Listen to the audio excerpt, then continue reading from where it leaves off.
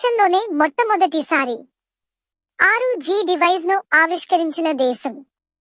పెరుగుతున్న అత్యాధునిక టెక్నాలజీతో ప్రపంచం అన్ని రంగాల్లో వేగమైన అభివృద్ధిని సాధిస్తుంది.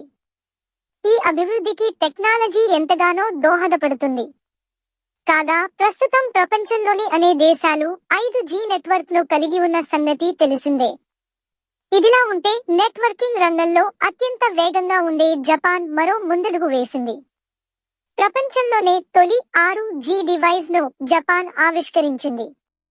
కాగా ఇది 5G ఇంటర్నెట్ తో పోల్చుకుంటే 20 రెట్లు వేగంగా పనిచేస్తుందని తెలిపారు.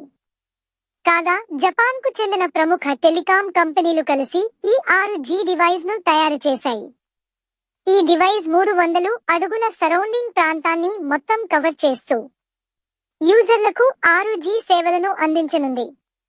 అయితే ఈ 6G డివైస్ స్మార్ట్ ఫోన్ కాదని ఒక ప్రత్యేకమైన పరికరమని జపాన్ కు చెందిన టెలికాం వర్గాలు పేర్కొన్నాయి.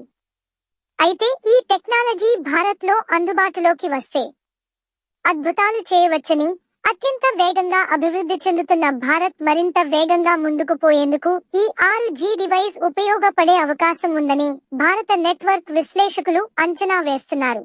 ఈ 6G ఉపయోగంలోకి వస్తే లాభమా నష్టమా, మరియు ఇది మంచిగా చేదుగా, మీరు ఏమనుకుంటున్నారో కామెంట్ చేయండి. And like, share, subscribe.